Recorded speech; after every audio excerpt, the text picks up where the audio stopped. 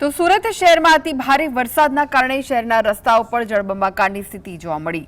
વેડ road સહિતના વિસ્તારોમાં પાણી ભરાવાના કારણે દુકાનદારોને પણ ખૂબ જ મુશ્કેલીનો સામનો કરવો પડ્યો છે। Udhna Navsari road, Parvatgam, Udhna railway station road, Limbayat, Dindoli, Bhatena સહિતના નીચાણવાળા વિસ્તારોમાં પાણી ભરાવાના કારણે ટ્રાફિક જામની સ્થિતિ સર્જાઈ। પ્રી મોન્સૂનના દાવા પાણીમાં ધોવાઈ ગયા છે।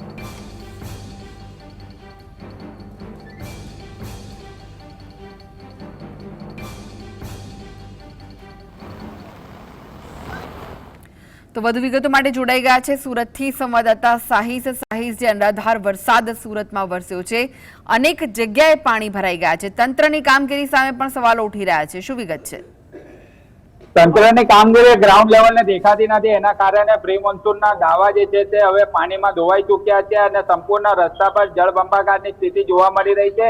આપણે દ્રશ્યો બતાવવાનો પ્રયત્ન કરી રહ્યા છે કે હાલ અત્યારે ઉધના 9 નંબર સ્થિત અત્યારે ઉભા છે અને તે અત્યારે જળબંબાકારની સ્થિતિ જે છે તે અત્યારે જોવા મળી રહી છે। જીએસટીવી પર અત્યારે એક્સક્લુઝિવ દ્રશ્યો જે છે તે હાલ જોવા મળી રહ્યા છે અને આ જળબંબાકારની સ્થિતિના કારણે અત્યારે નીચાણવાળા વિસ્તાર છે અને ત્યાં ઘરોમાં પાણી ભરાવાની સ્થિતિ જે છે તે અત્યારે જોવા મળી રહી છે। જે અત્યારે આ 9 નંબર ખાતે આવેલા જે ઘરો છે તે ઘરોની અંદર અત્યારે પાણી ભરાવાની સ્થિતિ જે છે તે અત્યારે જોવા મળી રહી છે। એટલે સુરત મહાનગરપાલિકા દ્વારા પ્રી મોન્સૂનના દાવા કરવામાં આવ્યા હતા આ વખતે પાણી નહીં ભરાશે, પરંતુ સંપૂર્ણ દાવા જે છે તે અત્યારે પોકળ સાબિત થઈ રહ્યા છે અને સુરત મહાનગરપાલિકાના જે મેયર છે માયા માવાની ICCC ખાતે માત્ર ને માત્ર મોનિટરિંગ કરી રહ્યા છે અને દ્રશ્યો જોઈ રહ્યા છે, પરંતુ અત્યારે સ્થિતિ જોવા મળી રહી છે, ઘરોની અંદર પાણી ભરાઈ ચૂક્યા છે અને આ સ્થિતિને લઈને અહીંના તંત્ર હોય, સ્થાનિક કોર્પોરેટરો હોય, ધારાસભ્યો કોઈ પણ અહીં આવતા નથી અને તેના કારણે અત્યારે લોકોમાં જે છે તે એક રોષ જોવા મળી રહ્યો છે। અત્યારે આપણે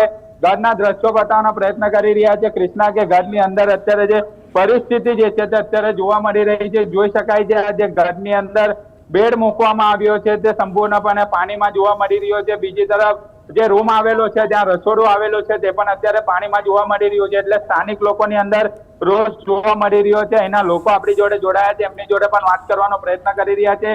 કઈ રીતની પરિસ્થિતિ છે, શું કહેશો? કોઈ નેતા અધિકારી કોઈ આવ્યો છે? અહીંયા કોઈ આવ્યો નથી હજી સુધી ને હર વર્ષે આ જ રામાયણ છે। હર વર્ષે અમને આ ઝેલવું જ પડે। એટલી વાર જ્યારે બી વરસાદ આવે ત્યારે બસ આ જ અમને સિચ્યુએશન આવે। કઈ રીતની અત્યારે પરિસ્થિતિ છે, કેટલા ઘરોમાં પાણી ભરાયા છે, શું કહેશો? હમણાં તો વધારે પાછળની આખી ગલીમાં પાણી જ પાણી છે, પેલી સાઈડ તમે જઈ નહીં શકો એટલો પાણી છે, એટલે ગરદનથી બી ઉપર છે પાણી આગળ। બિલકુલ તે જોઈ શકાય છે, સ્થાનિક લોકો જણાવી રહ્યા છે કે અહીં કોઈ પણ આવ્યું નથી અને રેસ્ક્યુ માટે પણ કોઈ ટીમ જે છે તે અહીં જોવા નથી મળી રહી। એટલે સ્પષ્ટપણે જોઈ શકાય છે કે સુરતના રસ્તાઓ તો જળબંબાકાર જોવા મળી રહ્યા છે, પરંતુ અત્યારે ઘરોની સ્થિતિ પણ અત્યારે જીએસટીવી ગ્રાઉન્ડ લેવલે બતાવી રહ્યું છે। તંત્ર માત્ર ને માત્ર એસી ચેમ્બરોની અંદર બેસીને મોનિટરિંગ કરી રહ્યું છે, મોટા મોટા સ્ક્રીન પર અત્યારે સુરતના નજારો જોઈ રહ્યા છે, પરંતુ ગ્રાઉન્ડ પર ઉતરે ત્યારે હકીકત કઈ અલગ પ્રકારની જોવા મળી રહી છે। ઉધના નવસારી રોડ હોય, વેડ રોડ હોય, અલગ અલગ વિસ્તારોની અંદર પાણી ભરાવાની સ્થિતિ જે છે તે અત્યારે જોવા મળી રહી છે। કેમેરા પર્સનને કહીશ કે બહારના જે દ્રશ્યો બતાવવાનો પ્રયત્ન કરી રહ્યા છે કે અત્યારે જે રીતના અત્યારે પલંગ પર પણ અત્યારે જે વૃદ્ધો જે છે તે બેઠા હતા, પરંતુ અત્યારે કમર સુધી પાણી ભરાઈ ચૂક્યા છે। ત્યારે સુરત ફાયર વિભાગની ટીમ અહીં આવી જોઈએ તે પણ અત્યારે નથી જોવા મળી રહી અને તેના જ કારણે અત્યારે લોકોને કોઈ મુશ્કેલીનો સામનો જે છે તે કરવાનો વારો આવી રહ્યો છે।